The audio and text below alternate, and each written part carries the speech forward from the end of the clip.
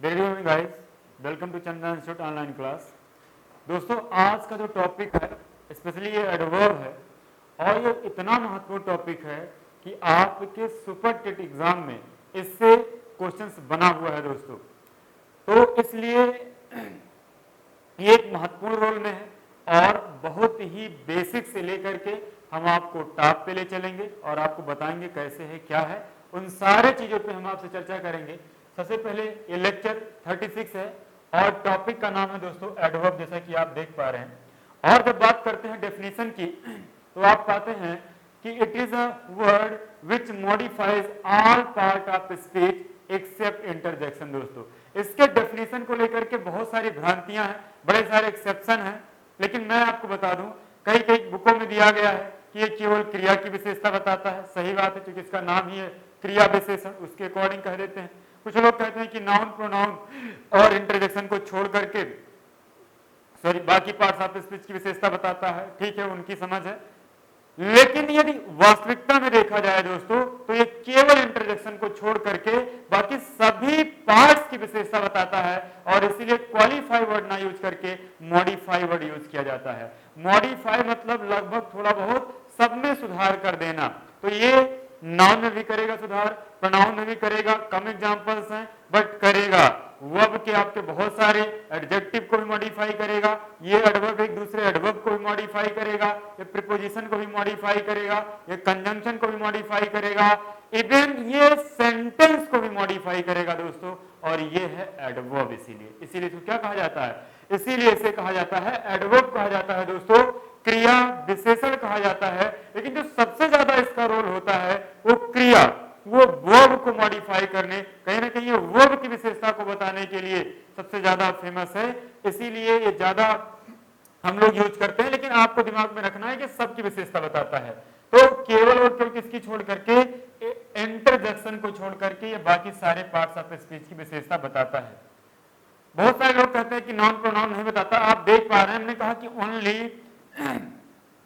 Only Tendulkar can make a century against Australia. Only Tendulkar can make a century against Australia. अब आप only को देख रहे हैं, ये क्या है आपका, ये आपका एडवर्ब हो गया दोस्तों। क्या हो गया, ये एडवर्ब हो गया और मॉडिफाई किसको कर रहा है, तेंदुलकर। तेंदुलकर क्या है, एक नाउन है दोस्तों। तो एडवर्ब किसी नाउन की क्या करता है, विशेषता को बताता है। एडवर्ब किसी नाउन की क्या करता है, विशेषता को बताता है। यहां पे आप देख पा रहे हैं कि सी रन्स फास्ट, सी रन्स फास्ट, और यहां पे आप देख रहे हैं सी रन्स फास्ट में, सी रन्स फास्ट में फास्ट आपका क्या है दोस्तों, एक एडवर्ब है और ये रन्स क्या है आपका, एक वर्ब है। वर्ब की विशेषता बता रहा है कि वो कैसे दौड़ती है, तो तेज दौड़ती है दोस्तों। और ये इंपॉर्टेंट में है, ऐसे प्रश्न आपके लेवल के हैं और बिल्कुल पूछे जा सकते हैं।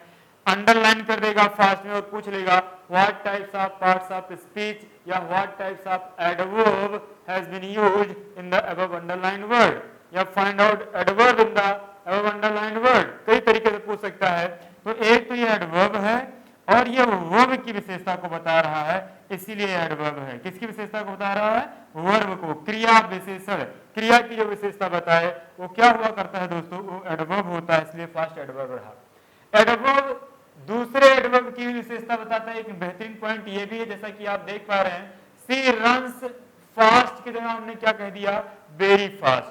अब आप बताओ, आप वेरी हटा दो, आप वेरी हटाओ तो सी रन्स फास्ट अभी आपने पढ़ा कि चूंकि ये वर्ब की विशेषता बताया, वर्ब की विशेषता बताया इसलिए एडवर्ब हो गया, और आपने फिर लगा दिया वेरी फास्ट, तो ये फास्ट की विशेषता बता रहा है। और दोस्तों केवल पूरे पार्ट्स ऑफ स्पीच में एडवर्ब के पास ही वो कैपेसिटी है, एडवर्ब के पास ही वो टैलेंट है कि किसी दूसरे मतलब स्वतः को भी वो मॉडिफाई कर सकता है।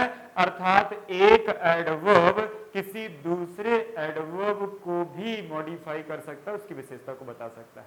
ये विशेषता केवल एडवर्ब में है दोस्तों, और इसीलिए क्या हो गया, सी रन्स वेरी फास्ट में ये क्या हो गया, वेरी यहाँ पे क्या हो गया आपका, ये आपका एक एडवर्ब हो गया। नोट देख लीजिए, यह किसी सेंटेंस की भी विशेषता बताता है, यह किसी सेंटेंस की विशेषता बताता है। जैसे हमने कह दिया कि unfortunately he could not cross super TET exam. Unfortunately he could not cross super TET exam. आप देख पा रहे हैं कि ये अनफॉर्चुनेटली एक एडवर्ब है और ही could not cross state exam एक सेंटेंस है, सब्जेक्ट वर्ब और ऑब्जेक्ट के रूप में आपको मिल रहा है। तो ये किसको मॉडिफाई कर रहा है दोस्तों? एक सेंटेंस को मॉडिफाई कर रहा है। अर्थात एडवर्ब के पास ये भी टैलेंट होता है कि वह किसी एडवर्ब के पास ये भी टैलेंट होता है कि वह किसी सेंटेंस को भी मॉडिफाई कर सके, वो किसी सेंटेंस की विशेषता को क्या कर सके, बता सके दोस्तों। अब हम बात करते हैं टाइप्स ऑफ एडवर्ब की। एडवर्ब के जब हम लोग प्रकार की बात करते हैं दोस्तों, तो आप देखते हैं कि 3 प्रकार के होते हैं। एक सिंपल एडवर्ब, दूसरा इंट्रोगेटिव एडवर्ब और तीसरा हो गया रिलेटिव एडवर्ब, जिसमें आपको केवल और केवल पढ़ना क्या है, सिंपल एडवर्ब को ही पढ़ना है दोस्तों। इसी से ही आपके प्रश्न बने हैं और बनेंगे। क्या बना है आपके एग्जाम में ये भी हम आपको आगे दिखाएंगे, जो प्रश्न आया हुआ है, तो आप परेशान ना हो। बस प्रकार 3, लेकिन अगला आपको देखना है क्या बना है, कैसे है। तो सिंपल एडवर्ब, जब बात हम लोग करते हैं सिंपल एडवर्ब की, तो दोस्तों ये ऐसे एडवर्ब होते हैं जो कब, क्यों, कहां, कैसे, कितनी बार, कितना अधिक, हाँ या ना में उत्तर देते हैं। पुनः सुनिएगा, जब किसी सेंटेंस से आपको कब, क्यों, कहां, कैसे, कितनी बार, कितना अधिक, हाँ या ना का रिस्पांस मिल रहा हो, उत्तर मिल रहा हो, तो आप तुरंत समझ जाइएगा कि दोस्तों क्या है, वो आपका सिंपल एडवर्ब है। क्या है वो? सिंपल एडवर्ब है। अब इसी को कोरिलेट कर लेना है, आपको मिला लेना है कि कब से रिस्पांस मिला तो क्या होगा, कहां से रिस्पांस मिला तो क्या होगा, कैसे रिस्पांस मिला तब वो क्या होगा। इन सारी चीजों को आपको दिमाग में रखना है। तो हमने कहा सिंपल एडवर्ब दोस्तों, उसका सबसे पहला है adverb of manner. Adverb of manner में आप देख पा रहे हैं कि वे एडवर्ब जो किसी व्यक्ति के चलने, बोलने आदि के ढंग को बताते हैं। वे एडवर्ब जो किसी व्यक्ति के चलने, बोलने आदि के ढंग को बताते हैं। जैसे इसकी पहचान के लिए वाक्य के सेंटेंस में या वाक्य की क्रिया में कैसे से प्रश्न करते हैं, हाउ से प्रश्न करते हैं, और जो भी रिस्पांस मिलता है वही एडवर्ब ऑफ मैनर होता है। वो क्या होता है दोस्तों? वही एडवर्ब ऑफ मैनर होता है। जैसे हमने कह दिया कि वह तेज चलता है, आपने क्वेश्चन किया कि वह कैसे चलता है, तो कैसे का रिस्पांस मिल गया, तेज चलता है। हमने कह दिया कि वह बहुत स्लो बोलती है, तो आपने आंसर किया, मतलब क्वेश्चन किया कि कैसे बोलती है, रिस्पांस मिला बहुत धीरे धीरे बोलती है, स्लो बोलती है। यही एडवर्ब हो गया। और किस प्रकार का एडवर्ब हो गया? तो एडवर्ब ऑफ मैनर हो गया दोस्तों। क्योंकि ये क्या बता रहा, मैनर ना, एक मतलब करने, कार्य के करने का ढंग बता रहा है, और इसीलिए क्या हो गया, एडवर्ब ऑफ मैनर हो गया। तो कुछ एग्जाम्पल जैसे कैसे से प्राप्त करते हैं, कुछ एग्जाम्पल्स हैं। सी बिहेव्स ब्यूटीफुली, कैसा बिहेव करती है वो? ब्यूटीफुली दोस्तों, बड़ा ही वेल मैनर्ड के तरीके से वो बिहेव करती है। अगला है ही स्पीक्स फ्लुएंटली, कैसे बात करता है दोस्तों वो? ही स्पीक्स फ्लुएंटली, वो बहुत फ्लुएंटली बात करता है, बहुत तेजी से बात करता है। कैसे बात करता है गाइस? वो बहुत तेजी से बात करता है। He speaks fluently, he speaks fluently guys. तो ये आपका एडवर्ब हो गया, यहाँ पे ब्यूटीफुल एडवर्ब हो गया, और ये कैसे हो गए, यही आपके हो गए एडवर्ब ऑफ मैनर हो गए। क्या हो गए ये एडवर्ब ऑफ मैनर हो गए। यही सारे क्या हो गए, एडवर्ब ऑफ मैनर हो गए आपके। Now the next adverb of place. Adverb of place की बात करते हो तो वे एडवर्ब जिनसे किसी स्थान के बारे में दोस्तों बोध होता है। किसके बारे में? स्थान के बारे में बोध होता है। अर्थात आपको ये पता चले कि कोई फला व्यक्ति कहाँ रहता है, तो ऐसे में आपको कहीं ना कहीं जो भी रिस्पांस मिल रहा होगा वो एडवर्ब ऑफ प्लेस का होगा दोस्तों।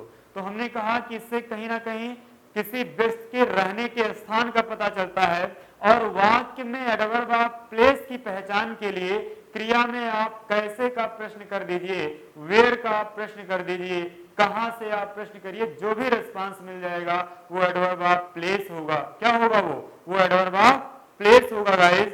और एडवर्ब ऑफ प्लेस होगा एक चीज, और ये है कौन कौन से, जैसे हेयर हो गया, देयर हो गया, इनसाइड हो गया, आउटसाइड हो गया। दोस्तों ये आपके क्या हैं, ये आपके एडवर्ब ऑफ प्लेस, ये एडवर्ब ऑफ प्लेस है आपके। जैसे हमने कह दिया कम हियर, अब हियर के नीचे अंडरलाइन करके आपसे पूछ लिया जाए कि what types of adverb has been used in the above underlined word, option है adverb of manner, adverb of place, adverb of reason, adverb of frequency, कुछ भी दे दे तो ये क्या होगा, एडवर्ब ऑफ प्लेस होगा। क्यों होगा, कम हियर कहां आओ, यहां आओ, कहां मिलेंगे, वहां मिलेंगे ना, तो ये यहां वहां अंदर बाहर ये सब एडवर्ब ऑफ प्लेस के सिंबल हैं दोस्तों। कम इन, अब देखिए इसको 90% लोग क्या मान लेते हैं, प्रीपोजिशन। कम इन को क्या मानते हैं, क्या है, प्रीपोजिशन, गलत है। कम इन में भी एडवर्ब है ये, क्यों, कहां आओ, अंदर आओ। कम इन मतलब क्या हो गया, कहां आओ, अंदर आओ, अंदर का आपका सेंस मिल गया, तो ये भी क्या हो गया, एडवर्ब ऑफ प्लेस हो गया। अब अगला है आपका एडवर्ब ऑफ टाइम दोस्तों। क्या है एडवर्ब ऑफ टाइम, जब आप बात करते हैं एडवर्ब ऑफ टाइम का तो इनसे समय के भाव का पता चलता है। किसका, समय के भाव का पता चलता है दोस्तों। अब समय के भाव का पता चलेगा, इसका मतलब क्या हो गया, व्हेन से प्रश्न करते हैं, किससे करते हैं, व्हेन से प्रश्न करते हैं दोस्तों। और पहचान के लिए, जैसे व्हेन से प्रश्न करते हैं पहचान के लिए, ये है कौन कौन से, जैसे नाउ हो गया, देन हो गया, टुमारो है, टुडे है, एस्टरडे है, अर्ली है, लेट है, सून है, ये सब के सब आपके क्या हैं, ये सब के सब आपके एडवर्ब ऑफ टाइम है। सब के सब क्या है दोस्तों, एडवर्ब ऑफ टाइम है। इसको भी दिमाग में आपको रखना। तो डायरेक्टली पूछ लिया कई बार आपको, ये देगा एस्टरडे, अंडरलाइन कर देगा, belongs to which types of adverb, अब आपको 4 ऑप्शन देगा तो क्या होगा, एडवर्ब ऑफ टाइम होगा। या कोई सेंटेंस दे करके एस्टरडे के नीचे अंडरलाइन कर देगा, पूछ लेगा तो भी क्या होगा, एडवर्ब ऑफ टाइम होगा। 4 ऑप्शन देगा, 3 इनमें से देगा, एक कोई मैनर का एग्जांपल दे देगा, पूछेगा कि इनमें से कौन एडवर्ब ऑफ टाइम नहीं है। तो आप जब आपको डेप्थ पता होगा, आप रट्टा क्यों नहीं मारे रहेंगे, चीजों को समझे रहेंगे, तो वो कितना भी वेरिएशन दे आप कर ले जाएंगे और आपका लेवल इससे ज्यादा नहीं, ये तो एसएससी का लेवल हो जा रहा है, फिर भी ये आपका एकदम परफेक्ट लेवल है। अगर आप ये सारी चीजें, ये सारे स्किल्स पे आप फोकस्ड हो जा रहे हैं तो I assure you feel confidence guys day by day with the passage of time. बस you should revise all these things again and again. Okay दोस्तों, नाउ द नेक्स्ट, जैसे हमने कहा ही वेंट अर्ली। अब अर्ली क्या हो गया, कब गया, अर्ली, जल्दी चला गया था, जल्दी चला गया था, अर्ली चला गया दोस्तों, तो अर्ली ही क्या हो गया, यही आपका हो गया एडवर्ब ऑफ टाइम हो गया, एडवर्ब ऑफ क्या हो गया, टाइम हो गया दोस्तों। एंड नाउ द नेक्स्ट, आप जैसा कि देख पा रहे हैं adverb of frequency. Adverb of frequency, frequency का मतलब होता है बारंबारता दोस्तों, और बारंबारता से मतलब है कितनी बार कोई चीज हो रहा है, हाउ मेनी टाइम्स कोई चीज कितनी बार घटित हो रही है, वो चीज आप पढ़ने चल रहे हो। तो जब किसी सेंटेंस में किसी कार्य के होने की पुनरावृत्ति या कार्य के होने की संख्या आप डिफाइन करते हैं, जो बताता है, वही एडवर्ब ऑफ फ्रीक्वेंसी कहलाता है। एडवर्ब फ्रीक्वेंसी का मतलब हो गया दोस्तों, जो किसी सेंटेंस में किसी वर्ड के होने की या कार्य के होने की संख्या को जो दर्शाता है, उसे एडवर्ब ऑफ फ्रीक्वेंसी कहते हैं दोस्तों। और वाक्य में इसकी पहचान के लिए हाउ ऑफन या हाउ मेनी टाइम्स से प्रश्न करते हैं, कितनी बार से आप प्रश्न करते हैं, कितनी बार कोई चीज आया, घटित हुआ, और जो भी रिस्पांस मिलता है वो आपका क्या होता है, एडवर्ब ऑफ फ्रीक्वेंसी होता है, उसे एडवर्ब ऑफ फ्रीक्वेंसी कहते हैं। तो सबसे पहली चीज पहचान हाउ ऑफन या हाउ मेनी से करते हैं, हाउ ऑफन या हाउ मेनी से करते हैं। ये है, जैसे ये निम्न है, some time, always, once, twice, again, rarely, barely ना, ये सब क्या हैं, ये सब आपके एडवर्ब ऑफ फ्रीक्वेंसी होते हैं दोस्तों। और जैसे हमने कह दिया he always comes late in the class, वो हमेशा कक्षा में देर से आता है, तो आप देख पा रहे हैं यहाँ ऑलवेज आया है और पूछा जा रहा है अंडरलाइन करके क्या है, तो ये एडवर्ब ऑफ फ्रीक्वेंसी है। वो आई मेट हिम ट्वाइस, मैं उससे 2 बार मिला। अब आप क्वेश्चन कर सकते हैं कि कितनी बार मिले, तो रिस्पांस मिल रहा है आपको कि 2 बार मिले, तो 2 बार मिले दोस्तों, यही क्या हो जाएगा आपका एडवर्ब ऑफ फ्रीक्वेंसी हो जाएगा। यही क्या हो जाएगा, एडवर्ब ऑफ फ्रीक्वेंसी हो जाएगा दोस्तों। तो कहीं ना कहीं ये घटित होने वाली संख्या के बारे में बताता है दोस्तों। अब देखिए सुपर टेट में यहां से क्वेश्चन आपको बना है, कैसा नेचर है, कैसे क्या है, उस पर भी चर्चा आगे किया जाएगा। एडवर्ब ऑफ डिग्री से जो इसका अगला टाइप से, इससे सुपर टेट में एक क्वेश्चन बना, क्या बना अभी आगे हम एक्सप्लेन करेंगे, सारी चीज बताएंगे। लेकिन अब आपको मेंटली प्रिपेयर हो जाना है कि टॉपिक इंपॉर्टेंट है, and if you want to permanent the facts of any topic, तो first of all you should try to create the importance of that particular topic दोस्तों। तो ये importance है कहीं ना कहीं कि इससे क्वेश्चन आया है, अब आप इसको सीरियसली लेंगे। एडवर्ब ऑफ डिग्री की बात करते हैं तो इससे क्या होता है, परिमाण, इससे क्या होता है, परिमाण का पता चलता है दोस्तों। और इसकी पहचान के लिए जैसे अभी तक आपने वेयर से प्रश्न किया, वेन से किया, हाउ मेनी से किया, अब आप किससे प्रश्न करेंगे, हाउ मच से प्रश्न करेंगे, कितना अधिक से आप प्रश्न करेंगे दोस्तों। और ये है क्या, तो ये निम्न है, टू है, मच है, टू मच है, मच टू है और एनफ है दोस्तों, एनफ है। यही आपके क्या है, ये एडवर्ब ऑफ डिग्री है दोस्तों। अब दे देगा TOO2 और पूछ लेगा केवल कि this belongs to what types of adverb, 4 option देगा, adverb of place, adverb of degree, adverb of reason, adverb of time, कुछ भी, whatever the options are given by the examiner, but if you have the command, if you have the clear concept दोस्तों, then there is no problem in front of you, you get easily the correct option guys। okay, तो ये आपके हैं। अब आपको हम बताएंगे last इसका टाइप, जैसे adverb of affirmation and negation. Affirmation way adverb जो यस में रिस्पांस देते हैं, जैसे आपका ऑफ कोर्स हो गया, सर्टेनली हो गया, हार्टली हो गया दोस्तों। अब आ जाए हार्टली कैसा एडवर्ब है, तो एडवर्ब अफर्मेशन है, क्योंकि ये हाँ में उत्तर मिल रहा है दोस्तों। अब आप बात कर लें, जैसे एडवर्ब ऑफ निगेशन की हम बात कर लें, तो इसमें क्या होता है, नो से रिस्पांस मिलता है, और ये है क्या, नो नॉट नेवर दोस्तों। नो नॉट नेवर को क्या बोला जाता है, एडवर्ब ऑफ निगेशन बोला जाता है। किसको, नो नॉट नेवर को क्या बोला जाता है, एडवर्ब ऑफ निगेशन बोला जाता है गाइस। तो अब पूछ ले कि नेवर सॉरी नॉट कैसा है, तो एडवर्ब ऑफ निगेशन है। नो कैसा है, तो एडवर्ब ऑफ निगेशन है। अब देखिए कैसे क्वेश्चन बना आपके सुपर टेट में, उस पर हम चर्चा करेंगे। एक कॉन्सेप्ट और एक रूल है दोस्तों, बड़ा कंफ्यूजन होता है। एक कॉन्सेप्ट है और एक रूल है, बड़ा कंफ्यूजन होता है। उसको देखिए आप, आपके सामने एक कॉन्सेप्ट लिखा है दोस्तों, टू मच, और दूसरा है मस्ट। टू मच और दोस्तों क्या लिखा है, दूसरा मस्ट। आपको ये आजीवन ना भूले, एक चीज आप दिमाग में रखिएगा, ये चीज कि देखिए दोस्तों, TOO2 एक ऐसा शब्द कह सकते हैं जो केवल और केवल एडवर्ब की भूमिका में होता है। ये सिंगल पार्ट्स ऑफ स्पीच ऐसा है जो किसी और फंक्शन का कार्य नहीं करता। तो जब भी आएगा, जहां भी आएगा, जिस भेष में आएगा, ये केवल और केवल एडवर्ब होगा दोस्तों। यहीं से देखिए, इसको हम ट्रिक के थ्रू आपको बता रहे हैं। बड़ा कंफ्यूजन, क्योंकि एनफ आ चुका है, इसी से बिलोंग करता हुआ एनफ स्टेट में आया है। हो सकता है इस बार स्टेट में यहीं कहीं से एक क्वेश्चन बन जाए आपका, इसलिए ये लॉजिक क्लियर होना चाहिए। अभी तो बड़ा इजी लग रहा है, एग्जाम में कंफ्यूज करता है, क्योंकि एक अपने बाद एडजेक्टिव लेता है, एक अपने बाद नाउन लेता है, और एग्जाम के प्रेशर में दोस्तों you are totally perplexed, you don't think which structure takes what, कौन सा स्ट्रक्चर क्या लेगा, ये डिसाइड करना बहुत टफ होता है दोस्तों आपके एग्जाम में। And that's why I want to give some trick दोस्तों, जिससे ये चीज ऑलवेज इन योर मेमोरी बनी रहे। तो टू हमेशा क्या होता है, एडवर्ब होता है, दैट्स फाइन। जब टू दोस्तों हमेशा एडवर्ब होता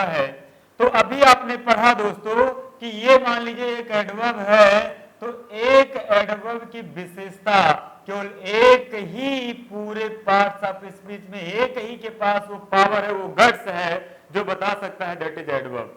दोस्तों एक एडवर्ब ही किसी दूसरे एडवर्ब की विशेषता बता सकता है गाइस।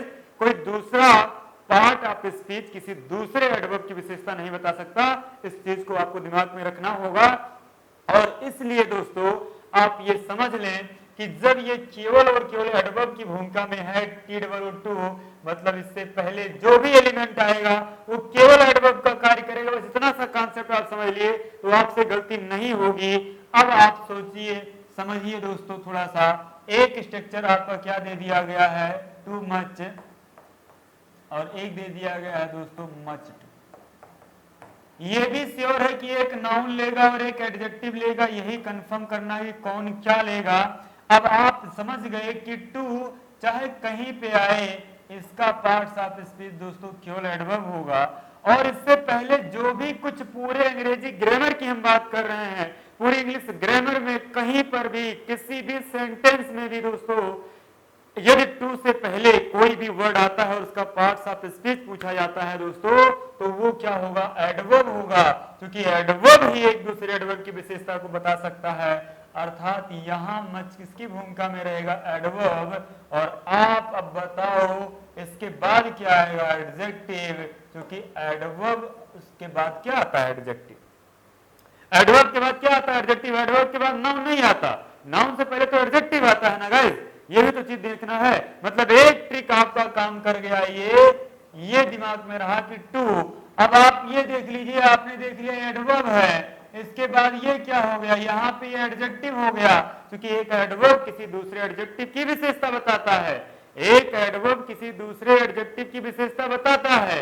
हमने कहा सी इज ब्यूटीफुल, ब्यूटीफुल क्या है, एडजेक्टिव है। और हमने कह दिया कि she is very beautiful, very क्या हो गया दोस्तों, यही आपका एडवर्ब हो गया। हमने कह दिया Ram is very handsome boy, handsome क्या एडजेक्टिव है, वेरी लगा दिया, एडवर्ब हो गया। अर्थात यहाँ पे एडवर्ब, ये एडजेक्टिव। अब आप बताओ इसके बाद क्या आएगा, तो नाउन आएगा। तो जब टू मच का स्ट्रक्चर होगा तो अपने बाद नाउन लेगा, जब मच टू का स्ट्रक्चर होगा तो अपने बाद क्या लेगा, अपने बाद एडजेक्टिव लेगा। यही चीज आपको दिमाग में रखना और इसी पे क्वेश्चन बनने वाला। और आपके सुपर टेट दिस ईयर जो भी होगा उसके लिए सबसे संभावित क्वेश्चंस में से एक होगा। थोड़ा सा एग्जांपल के थ्रू देखा जाता है।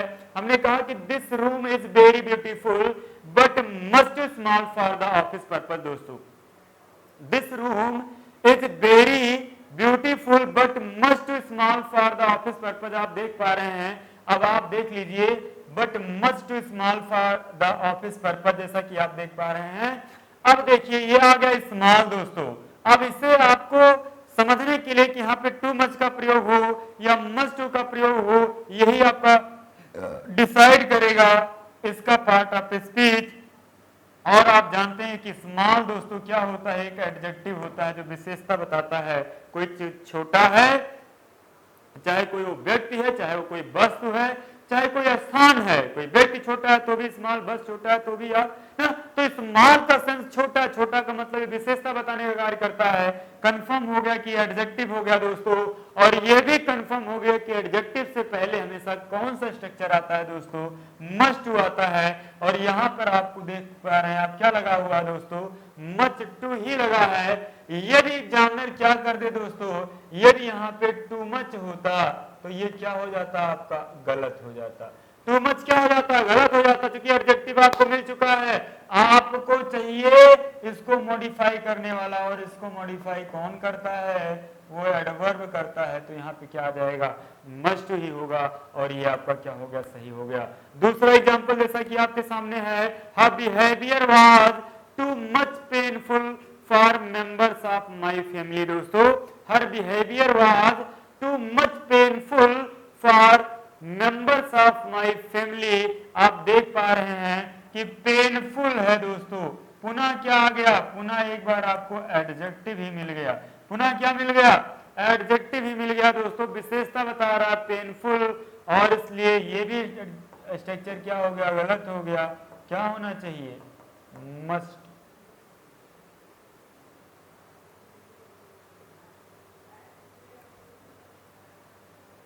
जैसे हम कह रहे हैं कि सी हैज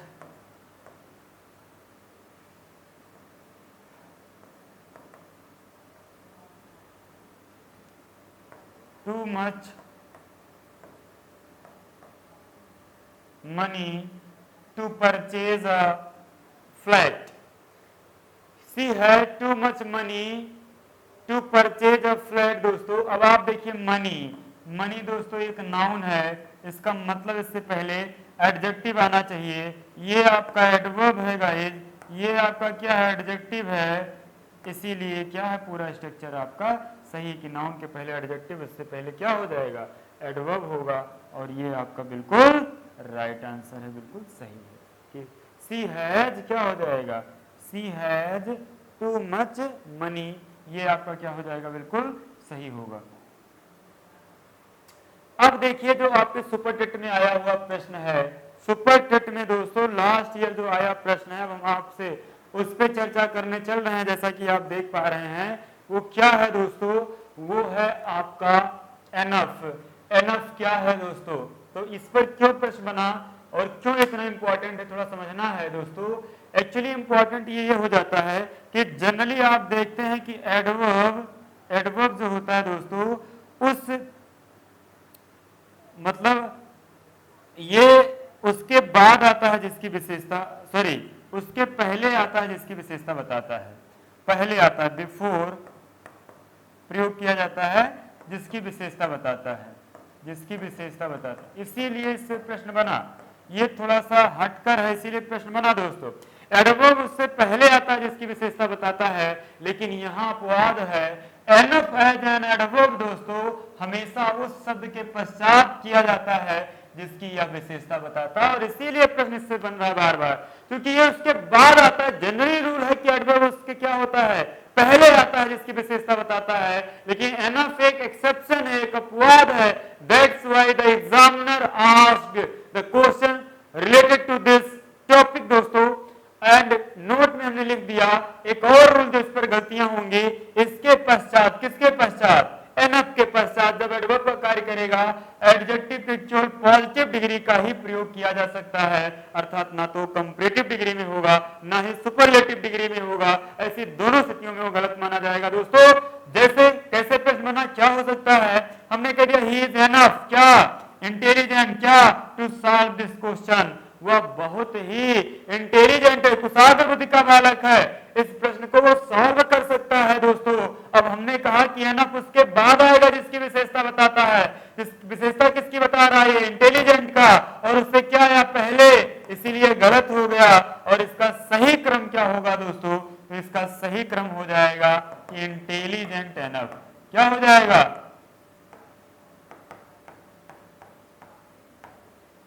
इंटेलिजेंट एनफ हो जाएगा दोस्तों टू सॉल्व दिस क्वेश्चन, ये हो जाएगा इसका राइट आंसर, इंटेलिजेंट एनफ हो जाएगा दोस्तों। अगला है जैसा कि आप देख पा रहे हैं कि she is lucky enough to pass the exam. अब देखिए बिल्कुल ये एडजेक्टिव है दोस्तों, अब इसके बाद ही आना था, इसके बाद आया है no problem to pass the exam, अब बिल्कुल सही है, मतलब ये सेंटेंस बिल्कुल सही है। तो इस निष्कर्ष पे आप पहुंच गए दोस्तों कि एनफ का प्रयोग उस एडजेक्टिव के बाद किया जाएगा जिसकी यह विशेषता बताएगा, यही एनफ का अपवाद है, इसीलिए क्वेश्चन बार बार पूछा जा रहा है। दूसरा जिस पर क्वेश्चन बन सकता है, जैसे यहाँ पे लकीयर कर सकता था तो भी गलत हो जाएगा, लकीएस्ट कर सकता था तो भी गलत हो जाएगा, मोर इंटेलिजेंट कर सकता था तो भी गलत हो जाता, अर्थात हमेशा एनफ से पहले जो एडजेक्टिव आएगा वो अपने पॉजिटिव डिग्री में होगा दोस्तों, कंपैरेटिव और सुपरलेटिव डिग्री में नहीं होगा। अब दोस्तों तो आई होप आपको समझ में आया होगा, बहुत महत्वपूर्ण टॉपिक, थोड़ा बहुत देर से कुछ बचे हुए हैं और इस पर एक्सरसाइज कुछ महत्वपूर्ण जो भी हो सकते हैं हम जस्ट बैक टू बैक अपने अगले वीडियो में तुरंत आपसे मिल रहे हैं। तब तक के लिए thank you class, will see you my next video.